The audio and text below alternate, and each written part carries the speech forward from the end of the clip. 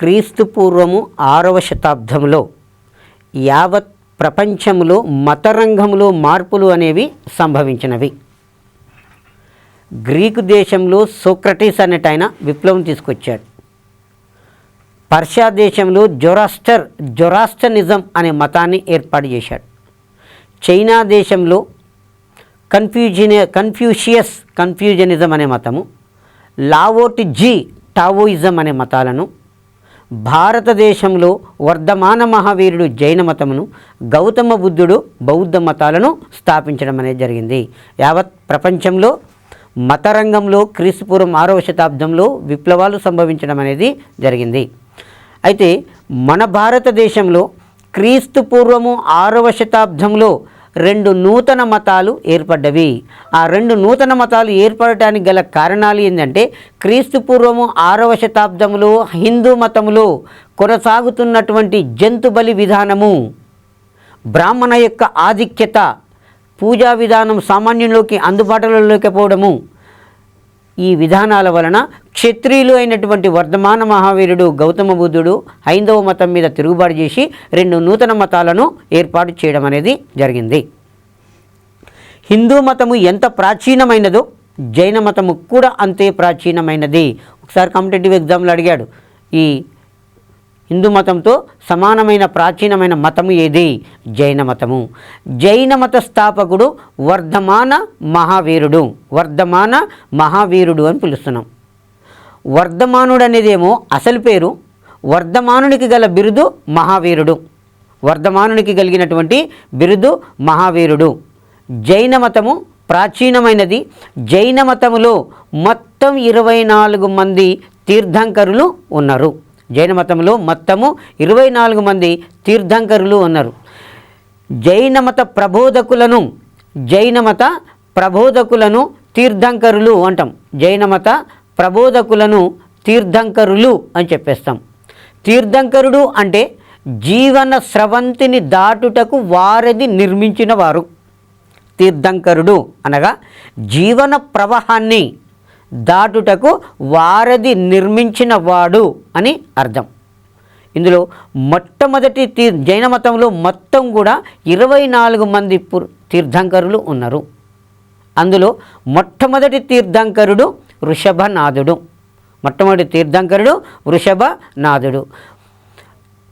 23వ తీర్థంకరుడు పార్శ్వనాథుడు.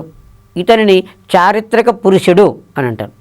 మొదటి 22 మందినేమో పురాణ పురుషులు అంటే 23, 24వ తీర్థంకరులను చారిత్రక పురుషులు అని అంటారు. మొదటి తీర్థంకరుడు వృషభనాథుడు, 23వ తీర్థంకరుడు పార్శ్వనాథుడు అనేవాడు, 24వ తీర్థంకరుడు వర్ధమాన మహావీరుడు.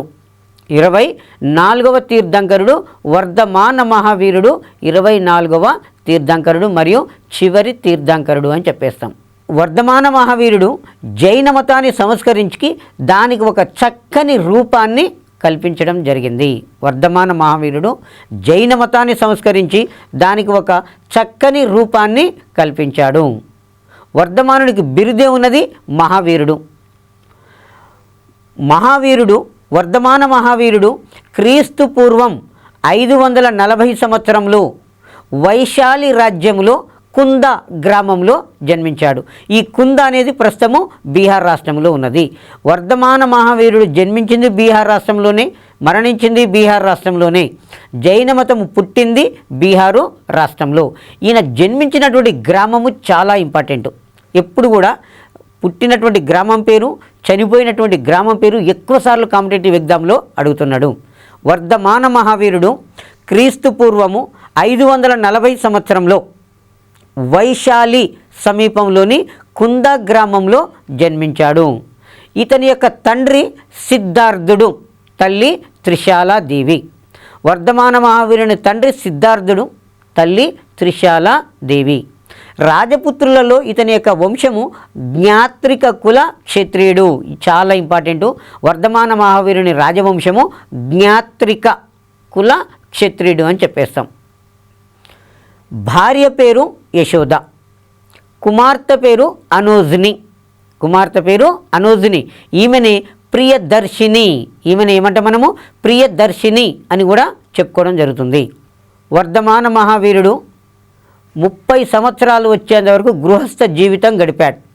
ఇతనికి 30 సంవత్సరాల వయసులో, వర్ధమాన మహావీరునికి 30 సంవత్సరాల వయసులో తండ్రి తల్లి ఇద్దరు కూడా మరణించారు. తల్లిదండ్రుల యొక్క మరణముతోటి జీవితం మీద వైరాగ్యం చెంది అన్న నందివర్ధనుని యొక్క అనుమతితోటి సన్యాసము స్వీకరించడం అనేది జరిగింది. ఎన్ని సంవత్సరాల వయసులో ఇంటిని విడిచి వెళ్ళిపోయాడు? 30 సంవత్సరాల వయసులో ఇతను ఇంటిని విడిచి వెళ్ళిపోవడం అనేది జరిగింది. ఇంటిని విడిచిన తర్వాత 12 సంవత్సరాలు తపస్సు చేశాడు. 12 సంవత్సరాలు తపస్సు చేశాడు.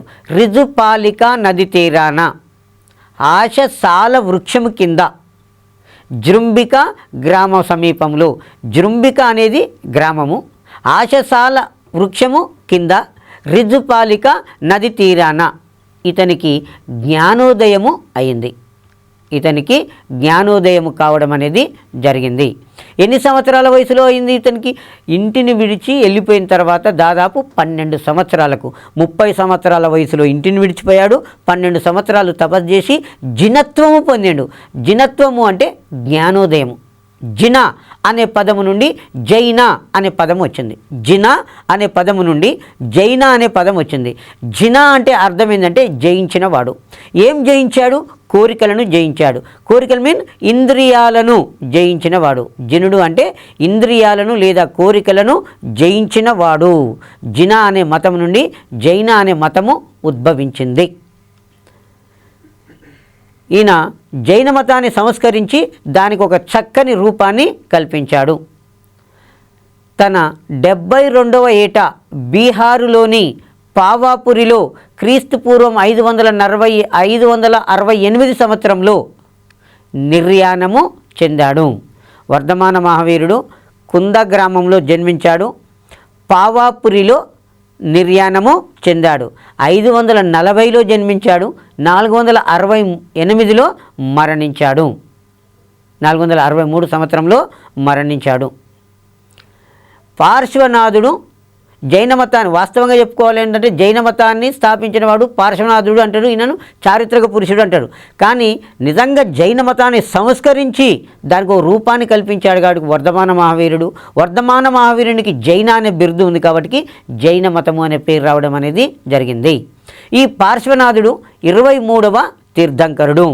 ఇతడు 4 ప్రధాన నియమాలను, పార్శ్వనాథుడు 4 ప్రధాన నియమాలను బోధించాడు.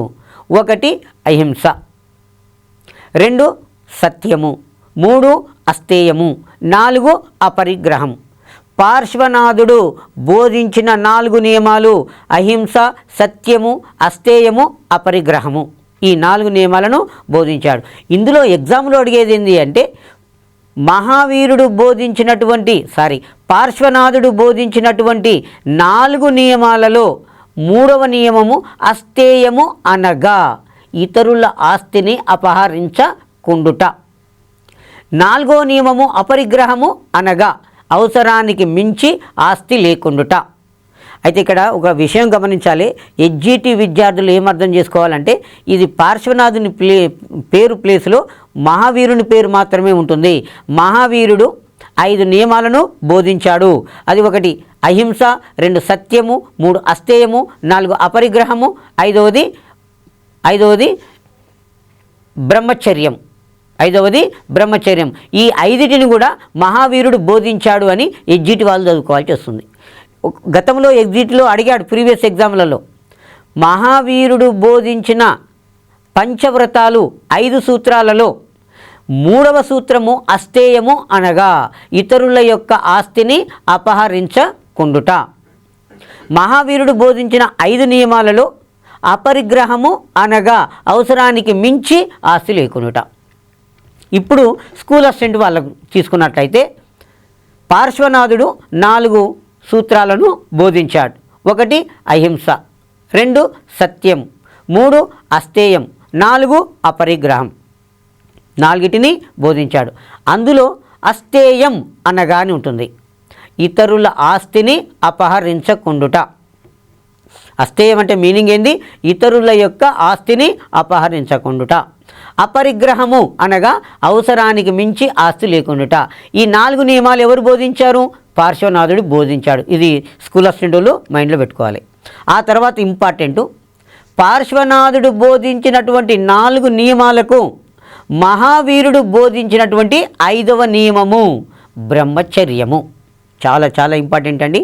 పార్శ్వనాథుడు బోధించినటువంటి 4 నియమాలకు మహావీరుడు బోధించినటువంటి 5వ నియమము బ్రహ్మచర్యము. 5వ నియమం ఏంటండి? బ్రహ్మచర్యము 5వ నియమము. బ్రహ్మచర్యం అంటే వివాహం చేసుకోకుండుట. కాబట్టి వీటిని ఏమంటాము? పంచవ్రతాలు అని పిలుస్తాం. అయితే ఎగ్జామ్లో అడిగే క్వశ్చన్ ఏంటంటే పంచవ్రతాలు ఏ మతానికి చెందినవి? పంచవ్రతాలు అనేవి ఏ మతానికి చెందినవి? జైన మతానికి సంబంధించినవి. పంచవ్రతాలు జైన మతానికి సంబంధించినటువంటి అంశాలు.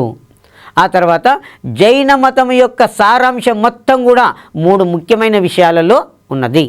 జైన మతం యొక్క సారాంశం మొత్తం కూడా 3 ముఖ్యమైనటువంటి విషయాలలో నియమాలలో ఉంది.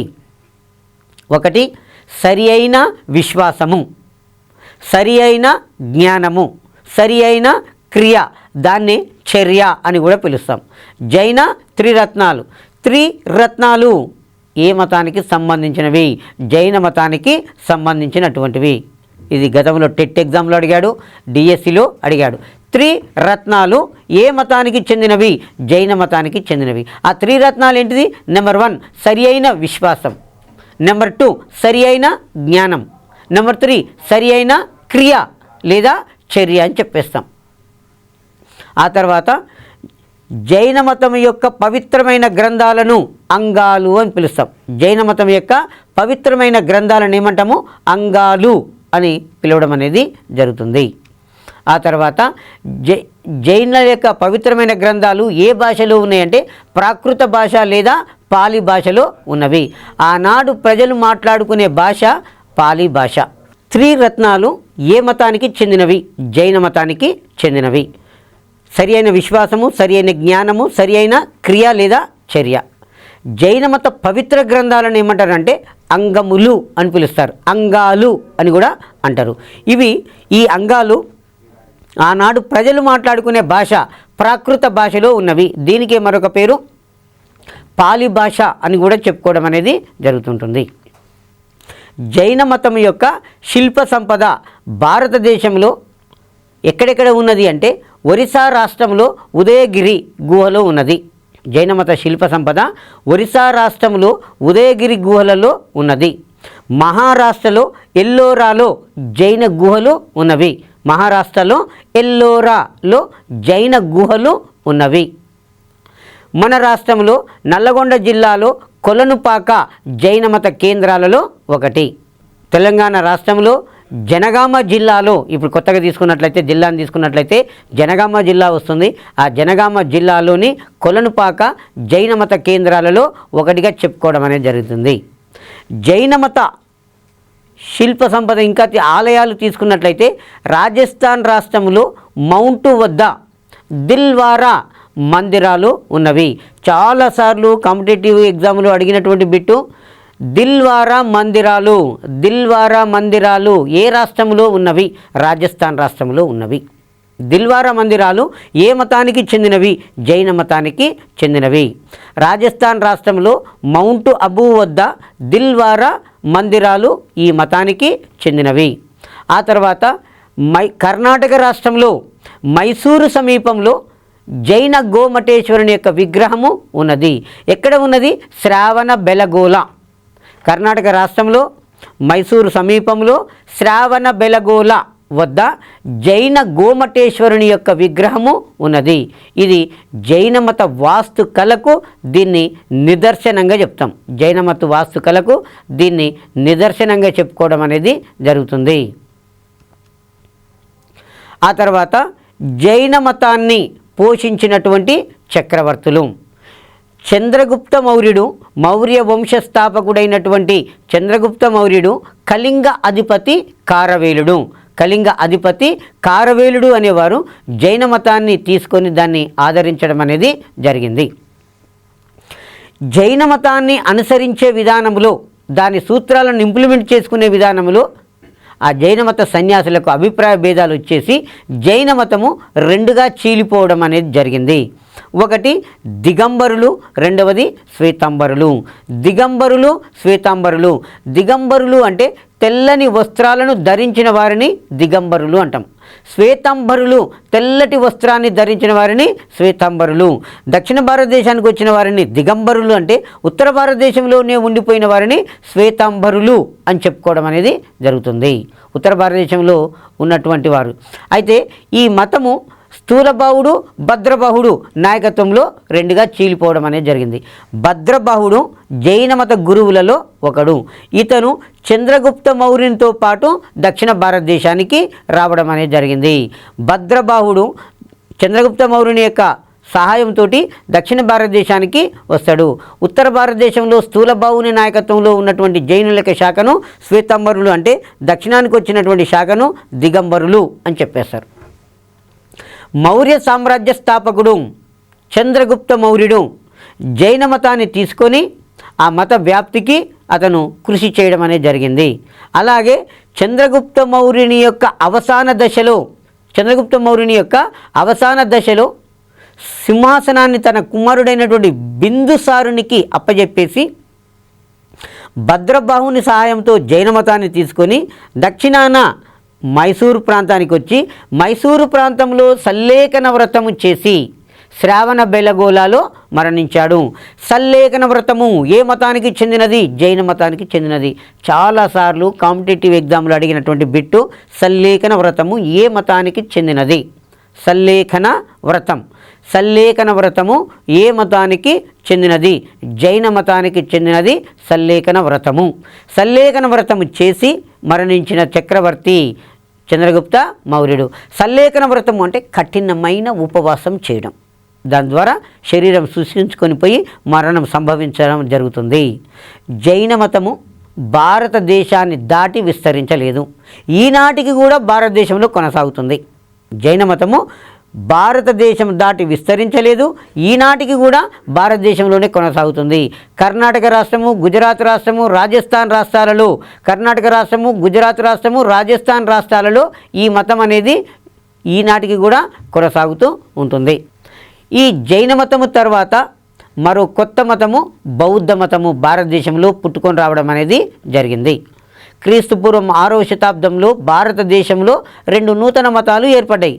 అందులో ఒకటేంది జైన మతం, రెండవది బౌద్ధ మతం అనేది ఏర్పడింది. ఫస్ట్ జైన మతం, తర్వాత బౌద్ధ మతము. బౌద్ధ మత స్థాపకుడు గౌతమ బుద్ధుడు. బౌద్ధ మతాన్ని ఎవరు స్థాపించారు? గౌతమ బుద్ధుడు అంటే ఆయన బౌద్ధ మతాన్ని స్థాపించాడు. గౌతమ బుద్ధుడు వర్ధమాన మహావీరునికి సమకాలికుడు. గౌతమ బుద్ధుడు ఎవరికి సమకాలికుడు అండి?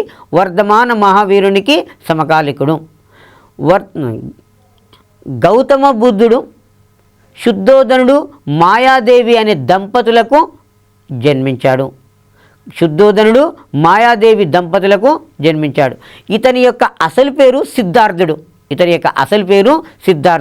ఈ సిద్ధార్థుడు అనేవాడు శుద్ధోదనుడు శాక్య వంశపు రాజు.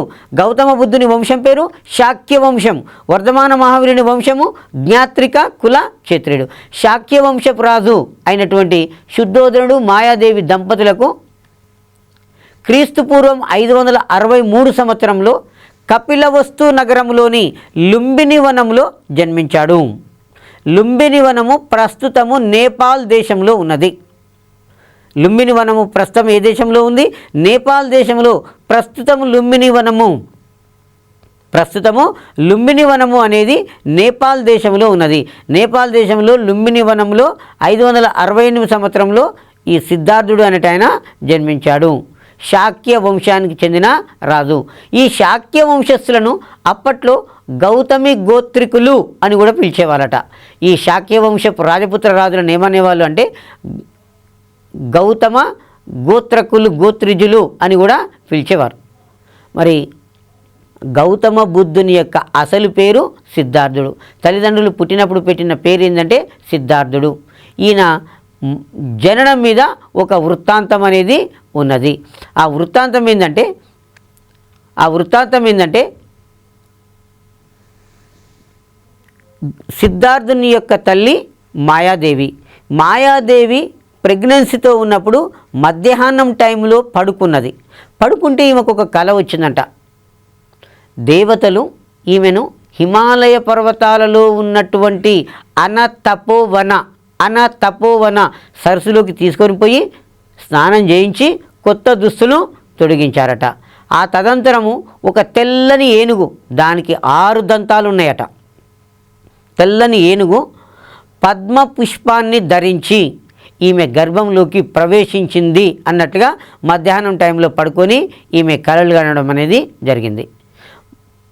అయితే ఆమె కలగ తర్వాత మెలకువ వచ్చిన తర్వాత భర్తకు చెప్తే పండితులను పిలిపించి దీని యొక్క వృత్తాంతం ఏంది అని వాళ్ళందరూ కూడా అడిగారట. అయితే అక్కడ పండితులు ఏం చెప్పారు, ఎందుకంటే మహాప్రభువు మీకు కుమారుడు జన్మిస్తాడు, వాడు అయితే గొప్ప సన్యాసాన్ని అవుతాడు, లేదు గొప్ప రాజన్న అవుతాడని చెప్పడం జరిగింది. ఆయన అనుకున్నట్టుగానే ఇతను గొప్ప సన్యాసి కావడం అనేది జరిగింది. గౌతమ బుద్ధుడు పుట్టడంతో 7 అడుగుల దూరము నడిచాడట. 7 అడుగులు దూరము నడిచాడు. నడిచి నిలబడి ఇదే నా ఆఖరి జన్మ, మరో జన్మ అనేది నాకు ఉండదు, ఇదే నా ఆఖరి జన్మ, మరో జన్మ అనేదిగా నాకు ఉండదు అని అతను చెప్పడం అనేది జరిగింది. ఈయన పుట్టింది మాయాదేవికి. ఇతను జన్మించిన 7 రోజులకు మాయాదేవి చనిపోయింది. మాయాదేవి చనిపోయింది కాబట్టి మహాప్రజాపతి గౌతమి ఇతనిని పెంచి పెద్ద చేసింది. కాబట్టి సిద్ధార్థుడు ఏమయ్యాడు, గౌతముడు కావడం అనేది జరిగింది. సిద్ధార్థుడు గౌతముడు కావడం అనేది జరిగింది. ఈయనకు యుక్త వయసు వచ్చిన తర్వాత గౌతమ బుద్ధునికి 16 సంవత్సరాల వయసులో ఒక అమ్మాయితోటి వివాహము జరిపించారు. ఆమె పేరు యశోధర, భార్య పేరు యశోధర, కుమారుని పేరు రాహులుడు. గౌతమ బుద్ధునికి 16వ ఏట యశోధర అనే అమ్మాయితోటి వివాహం జరిపించారు. ఆ తర్వాత ఈయనకు ఒక కుమారుడు కలిగాడు. కుమారుని పేరు రాహులుడుగా చెప్పడం అనేది జరిగింది. ఈ గౌతమ బుద్ధుడు ఒకరోజు కపిలవస్తు నగరంలోకి పోయి యాదృచ్ఛికంగా కొన్ని దృశ్యాలు చూశాడు. కొన్ని దృశ్యాలను చూడడం అనేది జరిగింది.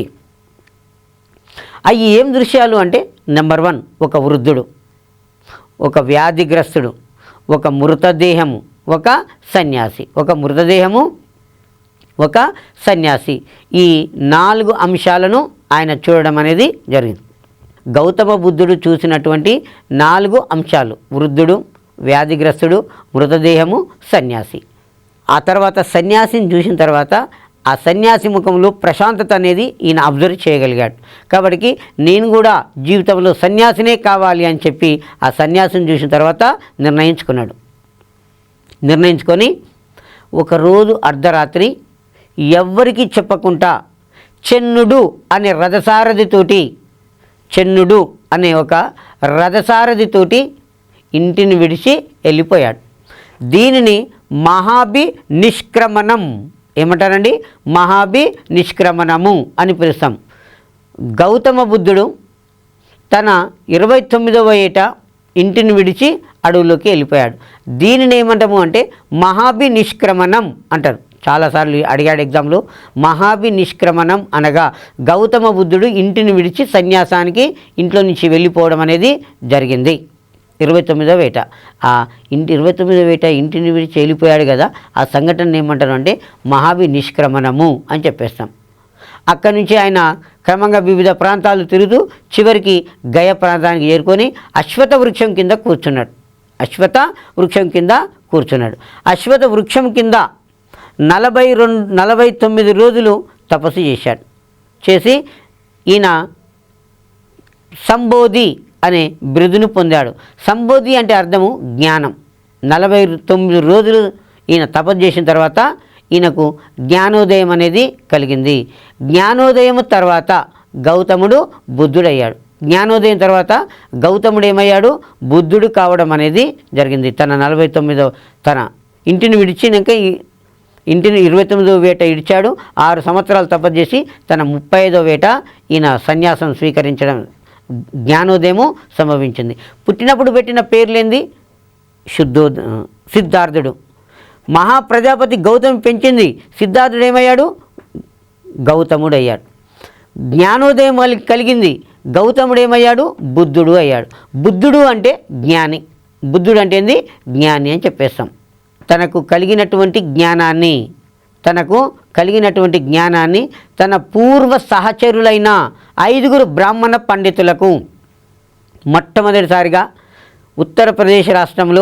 ఉత్తరప్రదేశ్ సమీపంలో సారనాథ్లో ఈయనకు జ్ఞాన బోధన చేశాడు. జ్ఞానోదయం ఎక్కడైంది? గయ ఏమైంది? బుద్ధ గయ అయింది. గయ ఏమైందండి? బుద్ధ గయ అయింది. బుద్ధ గయ, గౌతమ బుద్ధునికి జ్ఞానోదయమైన ప్రాంతాన్ని మనము బుద్ధ గయ అన్నాం. బుద్ధ గయ ప్రస్తుతం ఏ రాష్ట్రంలో ఉంది? గుజరాత్ రాష్ట్రంలో ఉంది. బుద్ధ గయ ప్రస్తుతం ఏ రాష్ట్రంలో ఉంది? గుజరాత్ రాష్ట్రంలో బుద్ధ గయ అనే ప్రాంతము గుజరాత్ రాష్ట్రంలో ఉన్నది. ఆ తర్వాత తనకు కలిగిన జ్ఞానాన్ని మొదటిసారిగా ఎక్కడ జ్ఞానబోధన చేశాడంటే ఉత్తరప్రదేశ్ రాష్ట్రంలో సారనాథ్ అనే ఒక ప్రాంతం ఉంటుంది. సారనాథ్. ఈ సారనాథ్లో జింకల పార్కు, డీర్ పార్క్, మృగదా వనము అంటాం. డీర్ పార్క్ అన్నా, జింకల వనం అన్నా, మృగదా వనము అన్నా ఒకటే. సారనాథ్లో సమీపంలోని వారణాసిలో సమీపంలోని సారనాథ్లో ఈయన మొదటిసారిగా జ్ఞాన బోధన చేశాడు. దీనిని ఏమంటామంటే ధర్మచక్ర పరివర్తనము. ఏమంటాము దీనిని? ధర్మచక్ర పరివర్తనము. గౌతమ బుద్ధుడు మొట్టమొదటిసారిగా జ్ఞాన బోధన ఎక్కడ చేశాడు? ఉత్తరప్రదేశ్లోని సారనాథ్లో మృగదా వనములో తన 5 బ్రాహ్మణ పండితులకు బోధించాడు. దీనితోటే బౌద్ధ మతము ప్రారంభం కావడం అనేది జరిగింది. ఉదాహరణకు చూడండి, గౌతమ బుద్ధుడు జన్మించింది ఉత్తరప్రదేశ్లో, జ్ఞానోదయం కలిగింది బీహార్లో, మత ప్రచారం చేసింది మొదటగా ఉత్తరప్రదేశ్లోనే. మత ప్రచారం చేసింది ఎక్కువగా మొదట ఎక్కడ అంటే ఉత్తరప్రదేశ్ రాష్ట్రంలోనే ఈయన మత ప్రచారం చేయడం అనేది జరిగింది. ఈ గౌతమ బుద్ధుడు తనకు కలిగిన జ్ఞానాన్ని మొట్టమొదటిసారిగా తన పూర్వ సహచరులైన 5 బ్రాహ్మణ పండితులకు బోధించిండు. దీన్ని ఏమంటాము అంటే ధర్మచక్ర పరివర్తనం అని పిలుచుకోవడం అనేది జరిగింది.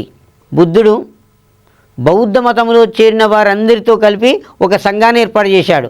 దాన్ని బౌద్ధ సంఘము అంటాం. బుద్ధుడు బౌద్ధ మతంలో చేరిన వారందరితో కలిపి ఒక మతాన్ని ఏర్పాటు చేశాడు. అదే బౌద్ధ మతంగా చెప్పుకోవడం అనేది జరిగింది. తన మతాన్ని ఎక్కువగా మాత్రము మగధ ప్రాంతంలో కోసల రాజ్యాలలో ఎక్కువగా ఈయన మత ప్రచారం చేశాడు. కోసల రాజ్యము తూర్పు ఉత్తరప్రదేశ్ను కోసల రాజ్యము అంటాం. మగధ రాజ్యము ఇప్పుడు బీహార్ ప్రాంతం. మగధ రాజ్యాన్ని ఇప్పుడు బీహార్ రాజ్యం అంటాము. కోసల రాజ్యం అంటే తూర్పు ఉత్తరప్రదేశ్. ఈ రాజ్యాలలో ఎక్కువగా మత ప్రచారం చేశాడు. గౌతమ బుద్ధుడు ఎక్కువగా ఎక్కడ మత ప్రచారం చేశాడు అంటే మగధ ప్రాంతంలో కోసల రాజ్యంలో మత ప్రచారం ఎక్కువగా చేయడం అనేది జరిగింది. బుద్ధుని బోధనలను ఆర్య సత్యాలు అంటారు. గౌతమ బుద్ధుని యొక్క బోధనలను ఆర్య సత్యాలు అని పిలుస్తాం. ఆర్య సత్యాలు 4 ఉన్నాయి. ఆర్య సత్యాలు ఎన్ని ఉన్నాయి? 4 ఉన్నవి. నెంబర్ 1 పాయింట్, 1 ప్రపంచం దుఃఖమయం. ప్రపంచం దుఃఖమయం అంటున్నాం. 2వది దుఃఖానికి హేతువులు కారణం. హేతువులు అంటే తృష్ణలు అంటే కోరికలు. దుఃఖానికి మూల కారణము కోరికలు. దుఃఖానికి మూల కారణం ఏంది? కోరికలు దుఃఖానికి మూల కారణము అని చెప్పేస్తున్నాం. దుఃఖ నివారణ జరగాలి. అందుకై అష్టాంగ మార్గాన్ని అనుసరించాలి. ఆర్య సత్యాలు ఎన్ని ఉన్నాయి? 4 ఉన్నాయి. నెంబర్ 1 ప్రపంచం దుఃఖమయం. నెంబర్ 2 దుఃఖానికి హేతువులు లేదు కోరికలు కారణం. 3వది దుఃఖ నివారణ జరుగును. అందుకై అష్టాంగ మార్గం. దుఃఖ నివారణకై ఏం కావాలన్నాడు? అష్టాంగ మార్గాన్ని ఈయన బోధించడం అనేది జరిగింది. సమ్యక్ వాక్, క్రియ, జీవనం, శ్రమ, ఆలోచన, ధ్యానము, నిశ్చయము, దృష్టి అని చెప్పి అష్టాంగ మార్గం ఉన్నది. ఎగ్జాములో ఆర్య సత్యాలను ఎవరు బోధించారు? గౌతమ బుద్ధుడు. తర్వాత అష్టాంగ మార్గము ఏ మతానికి చెందినది? బౌద్ధ మతానికి చెందినది. అష్టాంగ మార్గాన్ని ఎవరు రూపొందించారు? గౌతమ బుద్ధుడు. అన్నట్టు ఆయన అష్టాంగ మార్గాన్ని రూపొందించడం అనేది జరిగింది. ఆ తర్వాత అజాతశత్రువు అనే రాజు బింబిసారుడు, హర్యాంక వంశస్థాపకుడైన బింబిసారుడు, అతని కుమారుడు అజాతశత్రువు గౌతమ బుద్ధుని ఆదరించడం అనేది జరిగింది. బింబిసారుడు ఆ తర్వాత అతని కుమారుడు అజాతశత్రువు గౌతమ బుద్ధుని ఆదరించారు. అజాతశత్రువు గౌతమ బుద్ధునికి సమకాలికుడు. అజాతశత్రువు అనేవాడు గౌతమ బుద్ధునికి సమకాలికుడైనవాడు. ఆ తర్వాత గౌతమ బుద్ధునికి శిష్యుడు కావడం అనేది జరిగింది. బౌద్ధ మతంలో చేరిన వారందరితో కలిసి ఒక సంఘాన్ని ఈ గౌతమ బుద్ధుడు ఏర్పాటు చేశాడు. బౌద్ధ మతము Sri Lanka, Nepal, Burma, China, Tibet, Japan మొదలగు దేశాలకు విస్తరించింది. ఈ బౌద్ధ మతము శ్రీలంక అనే దేశము, బర్మా దేశము, తర్వాత చైనా దేశము, ఆ తర్వాత జపాన్ దేశము మొదలగు దేశాలకు బౌద్ధ మతము అనేది విస్తరించింది. ప్రపంచ మతం అయిపోయి తను పుట్టినటువంటి భారతదేశంలో బౌద్ధ మతము అంతరించింది. బౌద్ధ మతము భారతదేశంలో అంతరించడానికి గల ప్రధానమైనటువంటి కారణము, బౌద్ధ మతము తను పుట్టినటువంటి భారతదేశంలో అంతరించిపోవడానికి కారణం ఏంటంటే అశోకుని తర్వాత వచ్చిన వాళ్ళు ఎవరు కూడా పెద్దగా బౌద్ధ మతాన్ని గురించి పట్టించుకోలేకపోవడం వలన, అదే టైంలో హిందూ మతం అనేది బాగా వెలుగులోకి రావడం వలన తిరిగి హిందూ మతం పునరుద్ధరణ పొందింది. జైన బౌద్ధ మతాలు క్షీణించడం అనేది జరిగింది. ఈ జైన మతం పవిత్రమైన గ్రంథాలను ఏమంటామంటే త్రిపీఠకాలు అంటాం. జైన మతం యొక్క పవిత్రమైన గ్రంథాలను ఏమంటాము? త్రిపీఠకాలు. సుత్త పీఠకము, వినయ పీఠకము, అభిధమ్మ పీఠకము. సుత్త పీఠకము, వినయ పీఠకము, అభిధమ్మ పీఠకము అని చెప్పి 3 పీఠకాలు ఉన్నాయి. వీటిని త్రిపీఠకాలు అని కూడా చెప్పడం అనేది జరిగింది. తను పుట్టినటువంటి భారతదేశంలో బౌద్ధ మతం అనేది అంతమయ్యి ఇప్పుడు అది ప్రపంచ మతంగా వెలుగొందడం అనేది జరుగుతుంటుంది. ఈ క్రింది ఏ మతాలలో ఒక మతము తను పుట్టినటువంటి భారతదేశంలో తెరమరుగై ప్రపంచమతంగా వెలుగొందుతుంది? బౌద్ధ మతము ప్రపంచమతంగా వెలుగొందడం అనేది జరిగింది. ఎందుకంటే ఎవరి కృషి ఫలితంగా బౌద్ధ మతము ప్రపంచమతమైంది అంటే అశోక చక్రవర్తి, కనిష్కుడు, తర్వాత 2వ పులకేశి, తర్వాత హర్షవర్ధనుడు, 2వ పులకేశి ఈ రాజుల వలన ఎక్కువగా ఇది ప్రపంచ మతం కావడం అనేది జరిగింది. మెయిన్ ఎక్కువగా ఎవరి కృషి వలన ఇది ప్రపంచ మతం అయింది అంటే అశోకుని యొక్క కృషి వలన బౌద్ధ మతం అనేది ప్రపంచ మతము అయింది. బౌద్ధ మత పవిత్ర గ్రంథాలని మనము త్రిపీఠకాలు, 3 పీఠకాలు. 1 సుత్త పీఠకం, 2 వినయ పీఠకము, 3 అభిధమ్మ పీఠకం. సుత్త పీఠకము, వినయ పీఠకము, అభిధమ్మ పీఠకము అని చెప్పి 3 పీఠకాలుగా జైన మతము ఆవిర్భవించింది. గౌతమ బుద్ధుడు తనకు 80వ ఏట క్రీస్తుపూర్వము 483 సంవత్సరంలో కుషీనార నగరంలో నిర్యాణము పొందినాడు.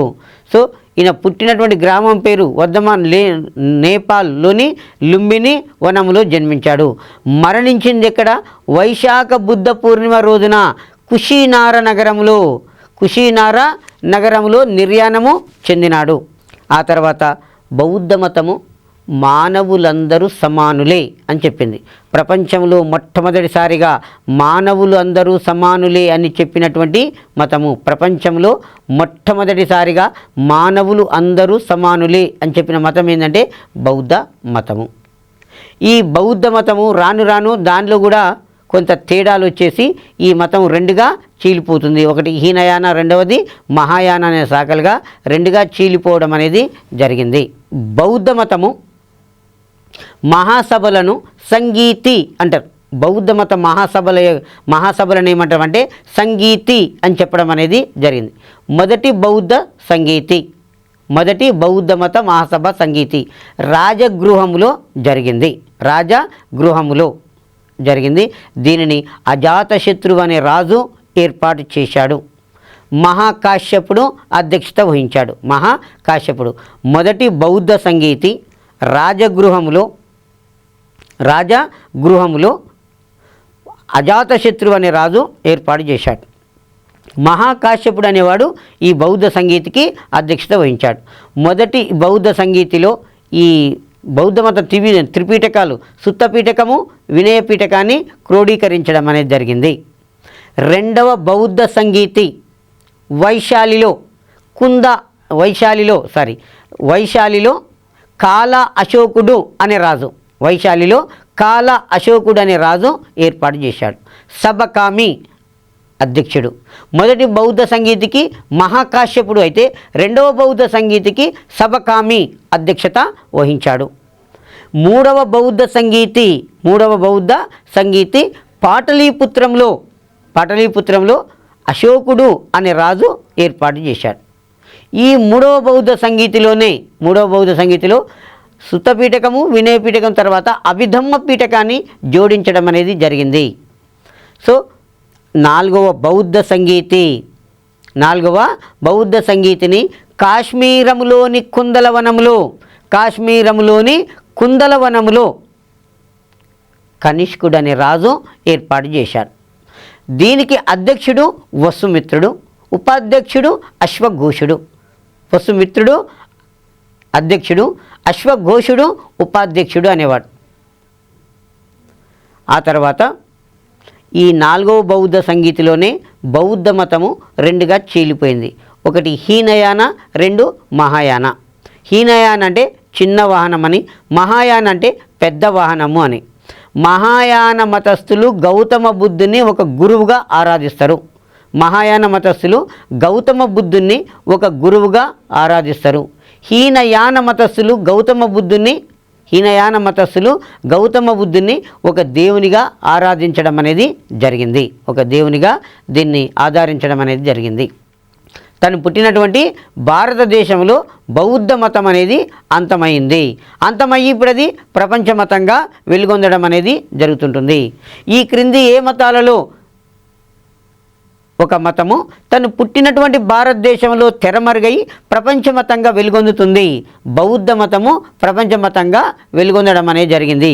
ఎందుకంటే ఎవరి కృషి ఫలితంగా బౌద్ధ మతము ప్రపంచమతమైంది అంటే అశోక చక్రవర్తి, కనిష్కుడు, తర్వాత రెండవ పులకేశి, తర్వాత హర్షవర్ధనుడు, రెండవ పులకేశి ఈ రాజుల వలన ఎక్కువగా ఇది ప్రపంచ మతం కావడం అనేది జరిగింది. మెయిన్ ఎక్కువగా ఎవరి కృషి వలన ఇది ప్రపంచ మతం అయింది అంటే అశోకుని యొక్క కృషి వలన బౌద్ధ మతం అనేది ప్రపంచ మతము అయింది. బౌద్ధ మత పవిత్ర గ్రంథాలని మనము మూడు పీఠకాలు, ఒకటి సుత్త పీఠకం, రెండు వినయ పీఠకము, మూడు అభిధమ్మ పీఠకం. సుత్త పీఠకము, వినయ పీఠకము, అభిధమ్మ పీఠకము అని చెప్పి మూడు పీఠకాలుగా జైన మతము ఆవిర్భవించింది.